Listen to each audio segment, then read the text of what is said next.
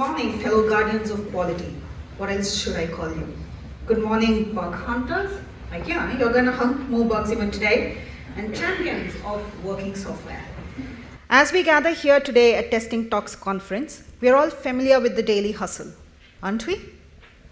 We are constantly striving very hard to keep the code from blowing up in production.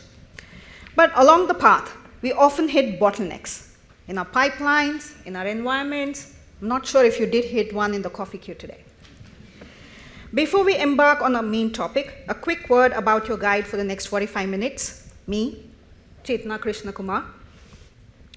I'm Chetna Krishna Kumar. I'm actually currently heading a practice for software engineering and technology at Center for Population Genomics. I've spent years in trenches wrestling with software, breaking things on purpose, of course, and helping to make things better. I've collected enough acronyms to win a very nerdy game of Scrabble. I've seen bottlenecks of all kinds, the obvious ones. Oh, why is it taking forever kind? And the sneaky ones, where you obviously say, oh, I know why it took this long, right? And my passion actually does not lie in finding bugs. My passion actually is fixing the actual frictions that lead to this. All right, what is this looking like, right? So it is like, if you can really check your tires before you start off your road trip, rather than having a flat tire with your 3 kids crying at the back of the car and your Google map actually shouting rerouting 120 times, right? So how do we not get into it? That is what I'm going to talk about today. A fair warning, I might drop a few or more than one bad pun, maybe even a metaphor that probably might sound profound but makes no sense. But my mission is clear today. I want to leave you all with practical and field-tested insights that will make you see the bottlenecks with fresh eyes, or at least laugh while you wrestle fighting them. So today, I'm going to share my journey of quality transformation, a story where testing stopped being a final gate and actually became a full-blown accelerator. We'll look at the team that actually knows how to actually scale this, the Atlas Kit team at Atlassian. You'll see when testing is treated as just the last checkbox before the release, it's already too late. But when it's actually woven into the fabric of design, planning, engineering, and when it's part of everything in the culture, it becomes a superpower. That's when the teams actually move faster. And that is when you can actually transform a haunted house into a great palace, right? So let's get started, because the only thing better than finding bugs is not have to deal with them at all. All right. And what's on the itinerary for today? We are going on a bit of a journey, not the kind with flight delays or probably wet weather, but we are going to talk about transformation, teamwork, and few glorious face-palm moments that we will all have during the transformation phase. We'll start with how Atlas Kit actually became what it looked like in its early days and the tipping point where we collectively went, hey, this has to change.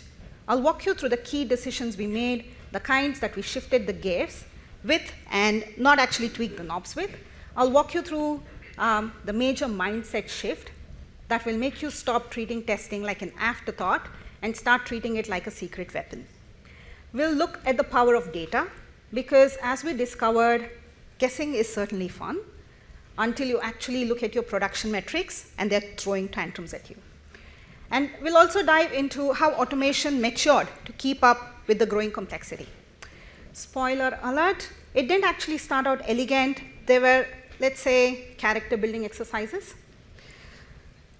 And after that, you will also hear why collaboration became not so secret sauce. And we'll look at the real-world impact of all of this, not just in velocity or test coverage, but in trust, in confidence, and the momentum. And finally, what all of this means for you, your teams, your companies, and your next big leap forward. And yes, we'll end with a bit of a trivia time, like Cam mentioned, and I'll open it up for questions. So, sharpen your minds and maybe your puns too. Let's get in. All right, show of hands. How many here have actually used any Atlassian product, Jira or Confluence? Brilliant. Congratulations. You've actually used Atlas Kit, right? So what's Atlas Kit? You've met Atlas Kit even without knowing it, right? It's an Atlassian's comprehensive design platform, and behind the scene, it handles all the UI magic, and that keeps everything looking sharp and behaving consistently, and it will not allow exploding UI. Think of Atlas Kit as an ultimate Lego set. It's made up of reusable UI components, it has clear design guidelines, it's essential tools, and everything that any developer would actually need to build a fast UI frontend. And it looks like a consistent set of different components. Therefore, you'll actually not see any Frankenstein mashup of styles.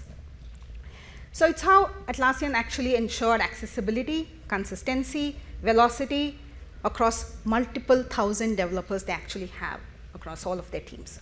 Basically, this Lego set was a critical piece for building the Atlassian empire, only with a few rogue blocks or bricks here on the floor, but otherwise you would pretty much find all the building blocks inside in the Atlas Kit. But when Atlassian kicked off its massive cloud transformation, Atlas Kit also had another important role to play. It just became very mission critical. Picture this. You are actually migrating a huge fleet of diverse products from a particular data center into a cloud environment, right?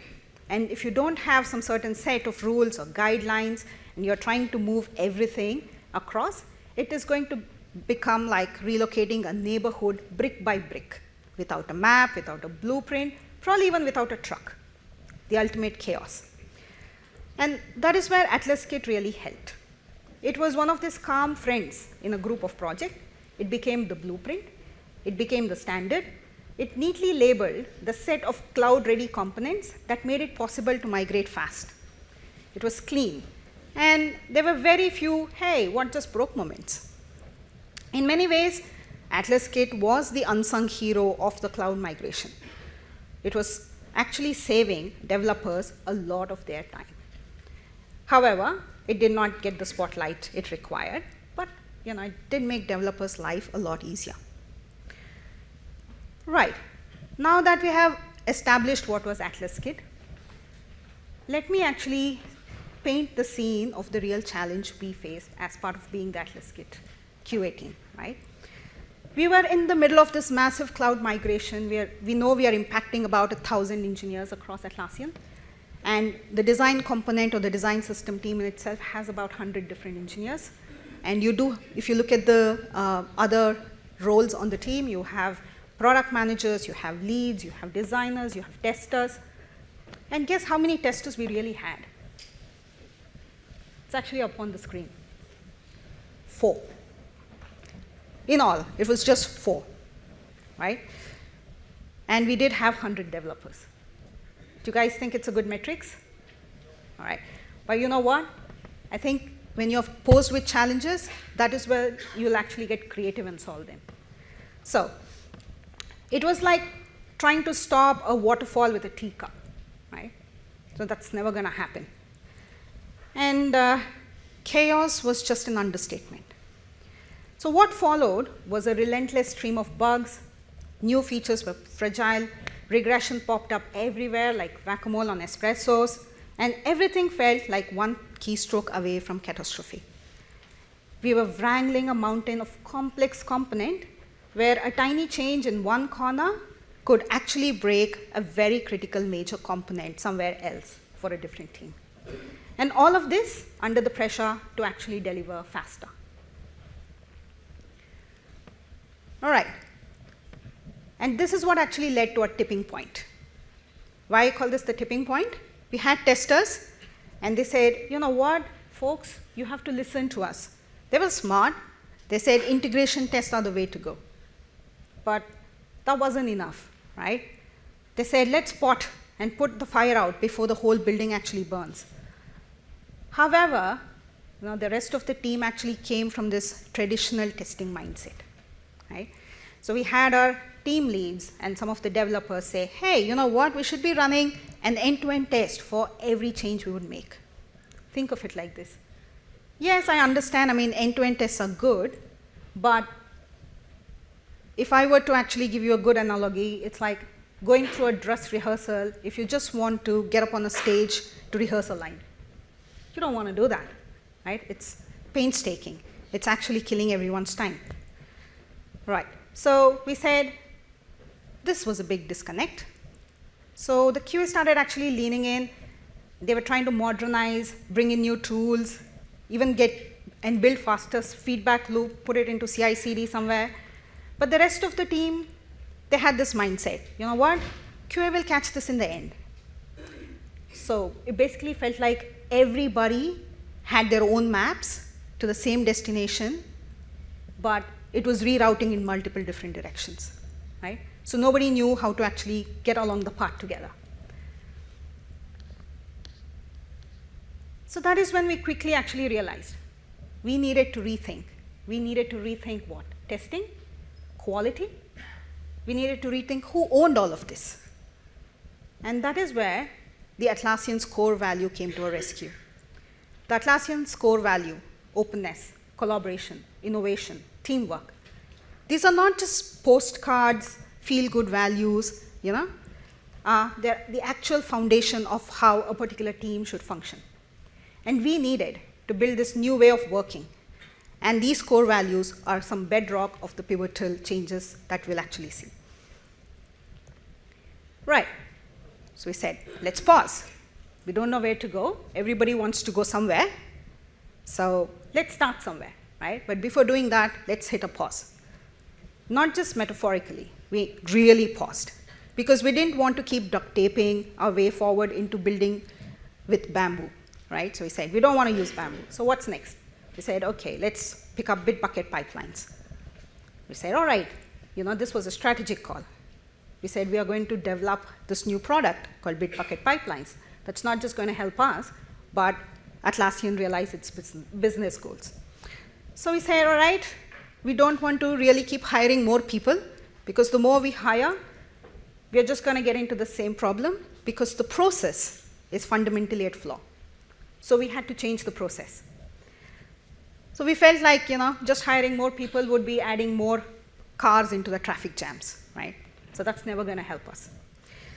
So what we needed well-being of all our people. Because QA was actually drowning in bugs. Developers, they were getting the whiplash from slow feedback loops. And more than anything else, some of the developers even had this midweek existential crisis, you know, when they were looking at this bug that would just keep coming back all the time. But to get to where we wanted to get to, we needed a cultural shift. Quality could not live in a silo anymore. It's not grain. You know, when you're actually looking at a product team, you can't work on quality in a silo. That's never going to work. So we decided quality is not just QA's responsibility, but it's a team muscle that we all have to flex.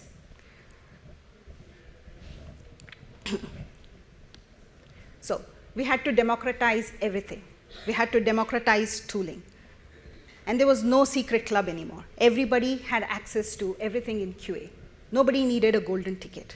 And it was time that we actually looked at pivoting and fixing the symptoms, and we started looking at rethinking the systems.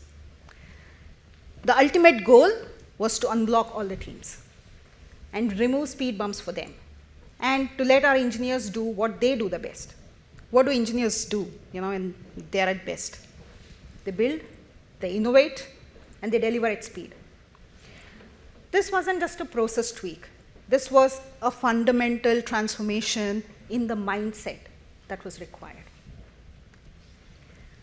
There. We said, all right, let's transform mindset. How do we do this?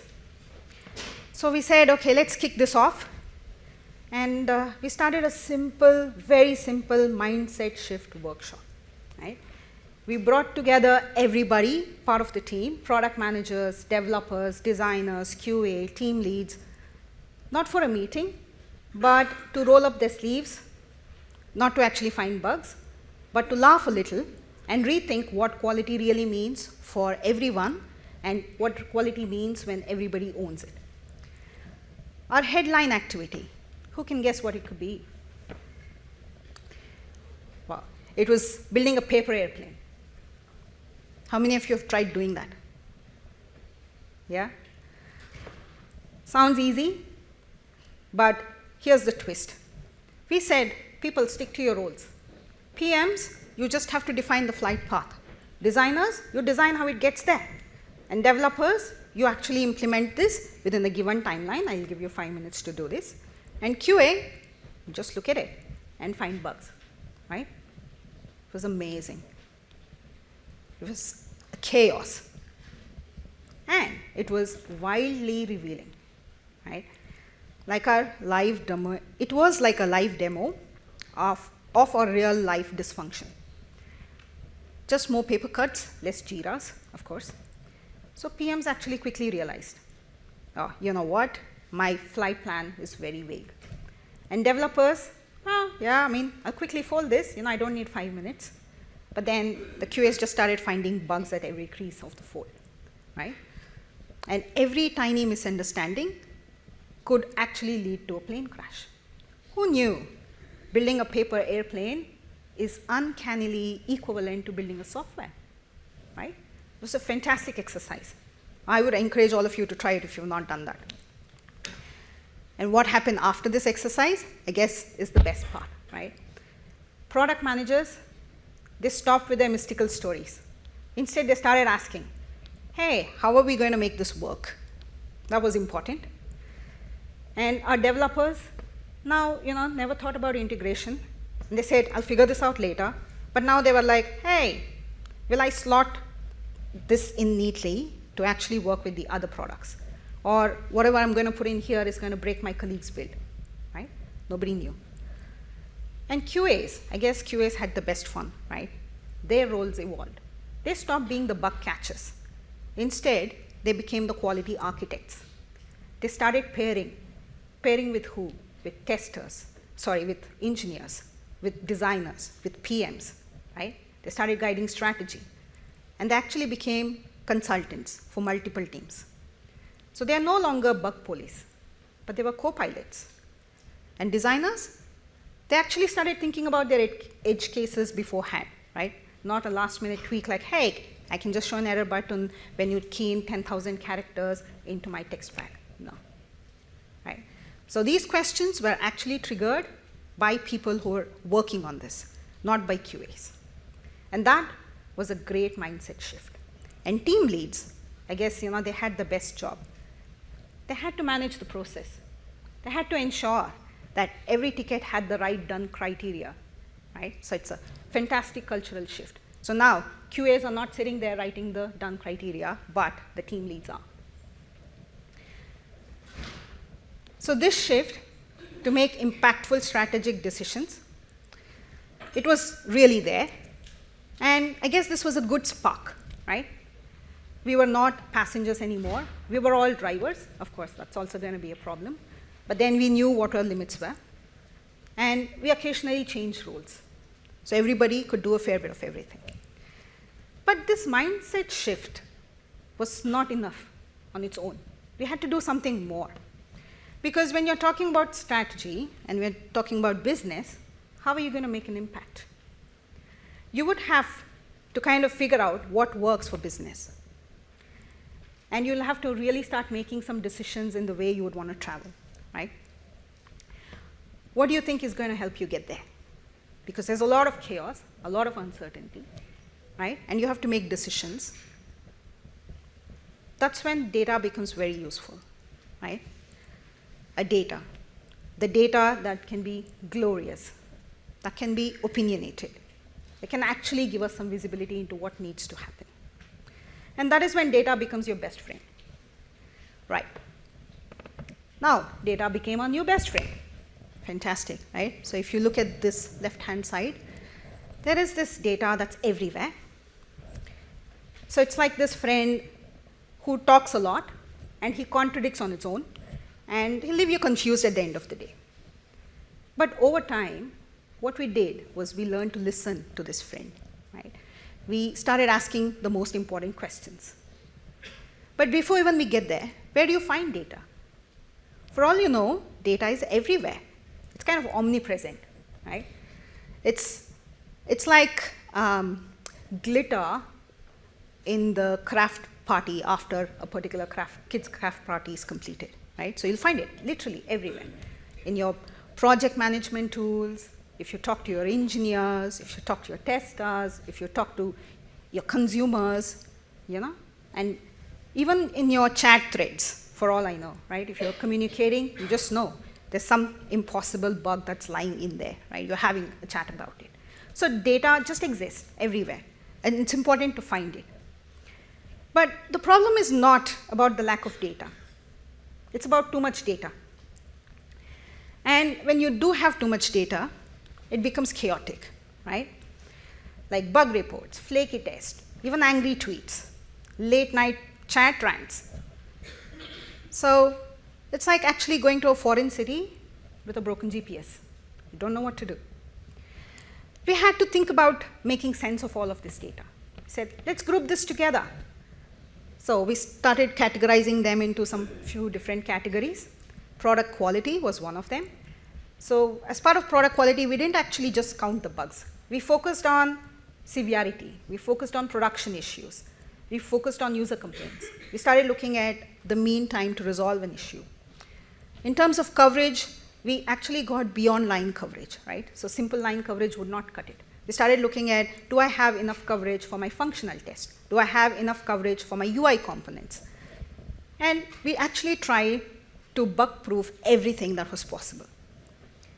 And process efficiency, this is where we actually found our real bottlenecks, right? Build times that literally outlasted coffee breaks. We had regression suites that could literally run longer than a Marvel movie, and code that was stuck in a review limbo forever. And finally, the business impact. This is where we got the leadership's attention, because nothing is urgent, when you actually scream like, nothing actually screams urgency like, hey, user churn, they're leaving us. Exploding support tickets, or a chart that shows how much fixing the bug in production is going to cost us versus fixing in development. So we started mapping some of this to direct dollars, right? This is where our spend is. And we delayed the feature releases. We said, look, these dollars or this spend is actually delaying all of these feature releases. And it kind of trickled down. It showed how bad testing was killing the vibe of the revenue, right? So this helped us reframe the noise into clear, relatable metrics, and our data finally became useful. And just like that, data actually went from being our most confusing friend to our best reliable friend, right? Fantastic. Quality is everywhere, right? Accomplished. Our mindset shifted, data finally is speaking, and quality has started to feel habitual. It wasn't just a QA checkbox anymore. It became part of everyone's daily rhythm, like brushing your teeth or a morning coffee. But here's the thing about good habits in software. They have to be easy to maintain.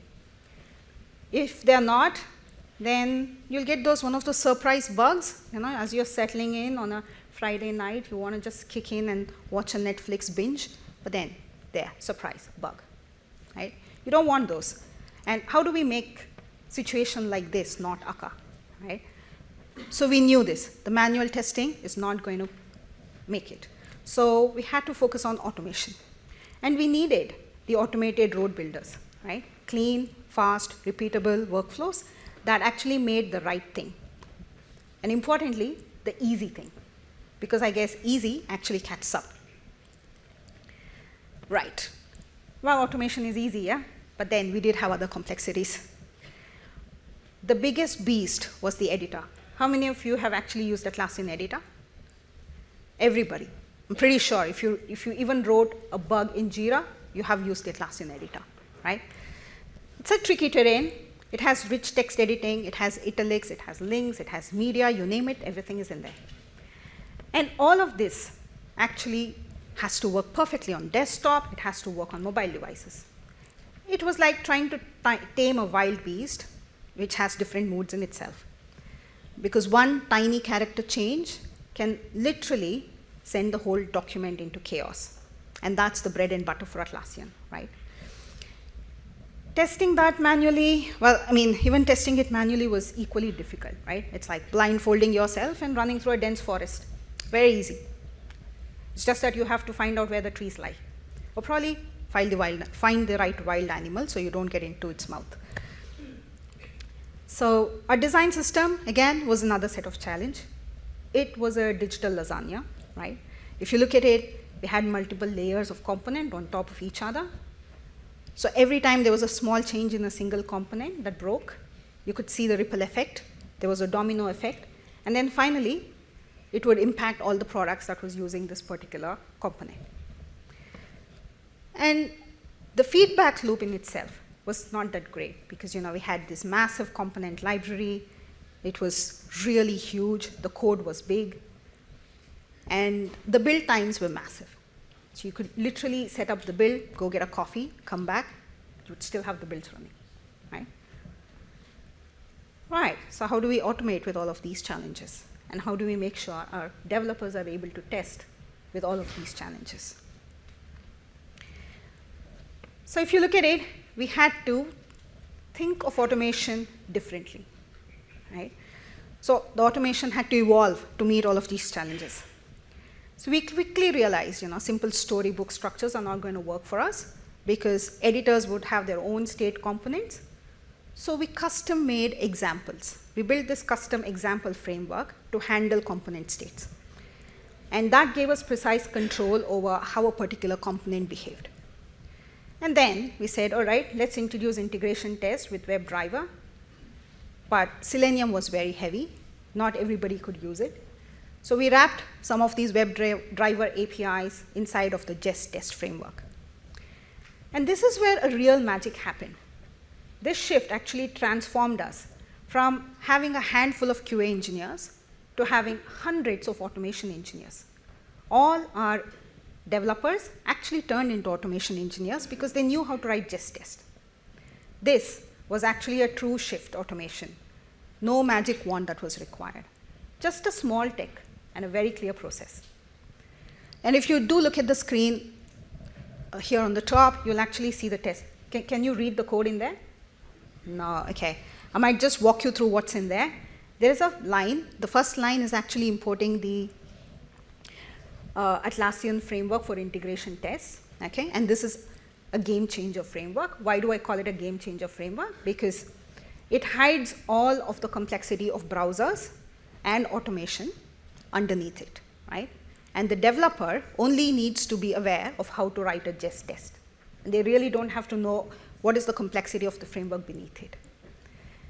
So this now became a standardized tool in their toolkit, which meant there was no excuse for anybody not to write a test anymore, right? So everybody could write a test.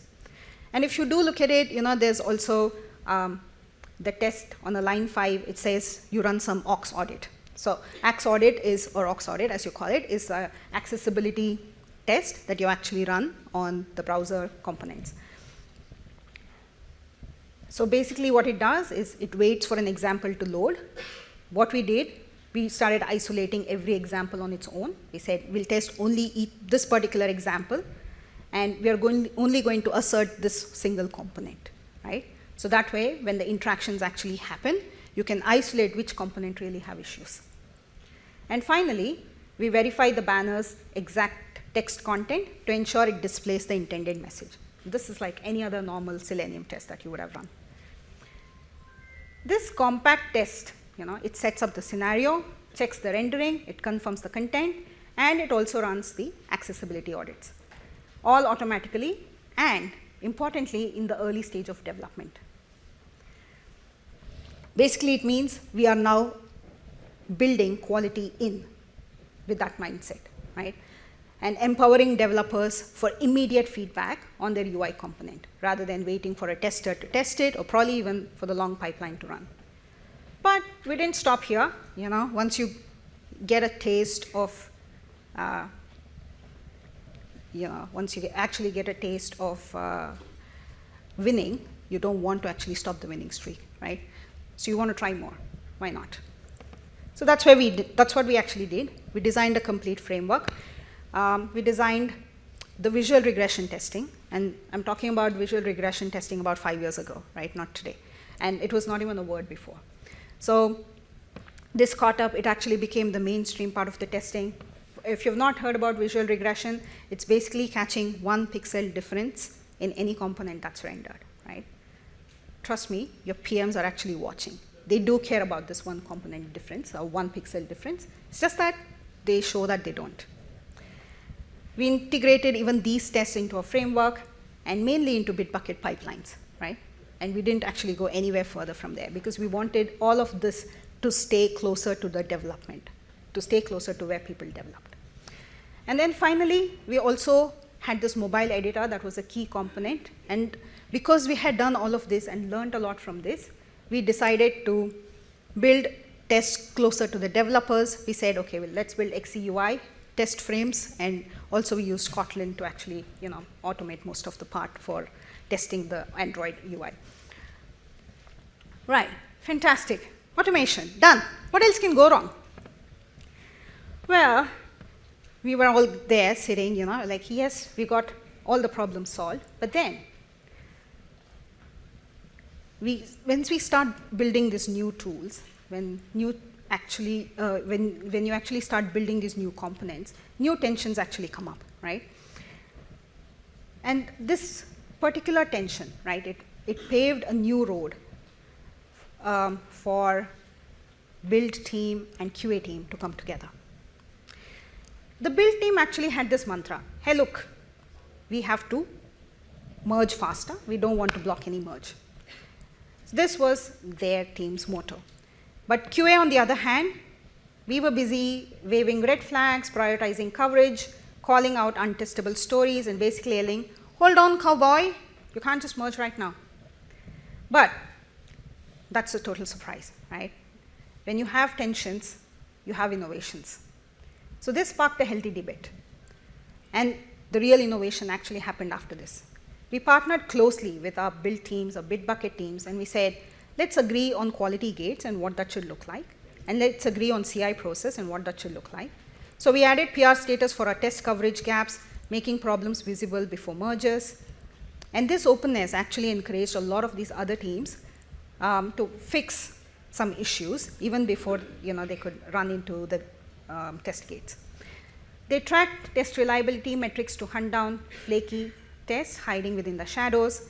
And we also set up clear visual regression divergence guidelines because you really can't hold visual regressions to its authenticity, and every system can be slightly different. And we introduced a parallel Jest test process. This never existed. So we kind of contributed back to Jest. We made sure that everybody else in the community gets access to this. We even rolled out Bitbucket large file systems for visual regression tests because we wanted to keep these tests faster. We said this feature doesn't exist in the product. And luckily, Bitbucket team agreed, and we got that feature actually shipped. Now, this was not a battle anymore. It was a partnership. It finally turned travel agency, making sure that itinerary was exciting and safe for everyone on board. And yes, important part, we actually grabbed coffee together at the end of the day, right? I think that's the best part of it because teamwork is really dream work. Right, where did we go from here? Oops. Well, that was the fantastic journey we had. We're starting to see impacts. We saw impacts, multiple different areas. It was multidimensional, as you can notice. We had business metrics, all of that apart. I would like to talk about what are the other multifolds impact we have had. Speed and quality. Have you ever thought of having the cake and eating it too? We were doing it, right?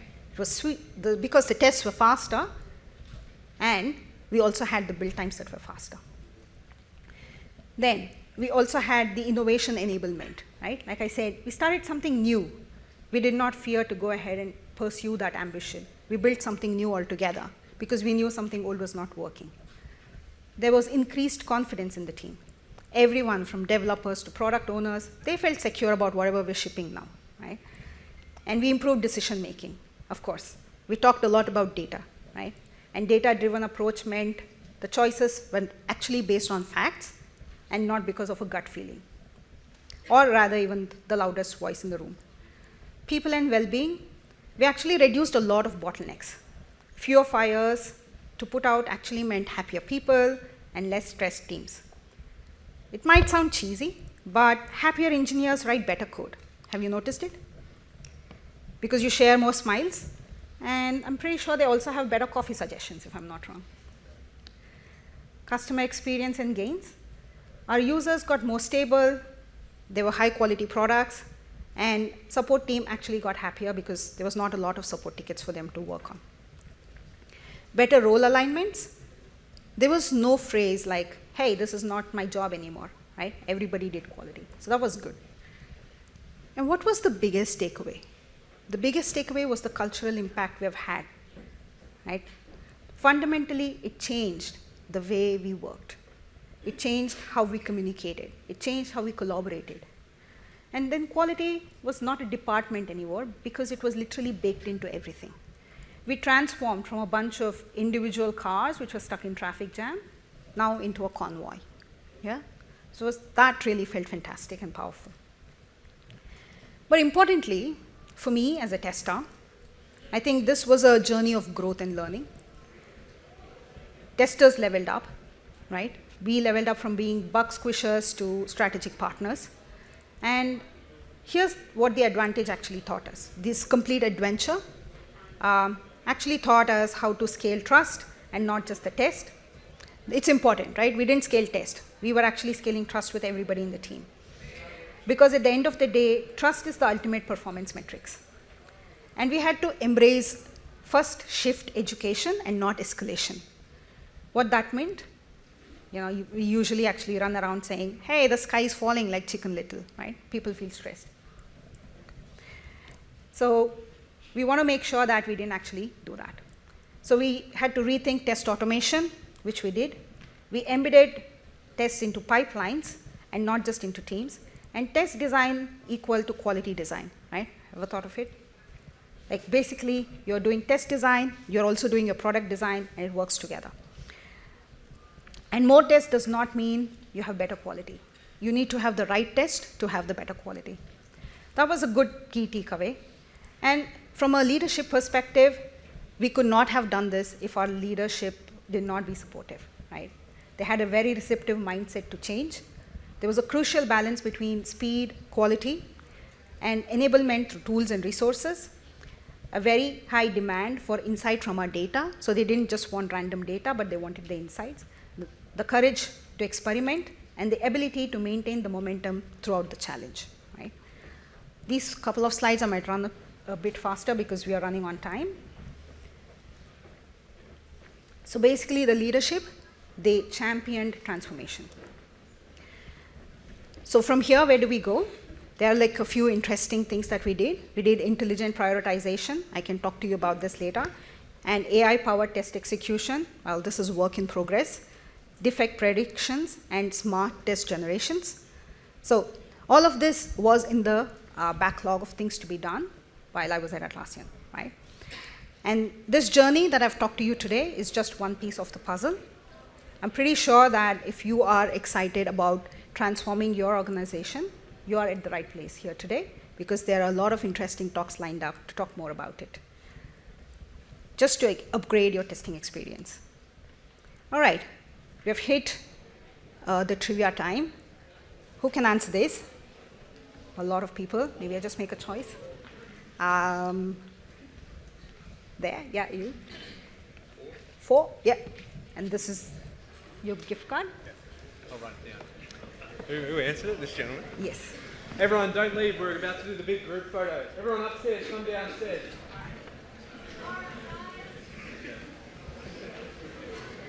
All right, thanks for being a patience audience, and I hope this talk was useful. Awesome, Shazana.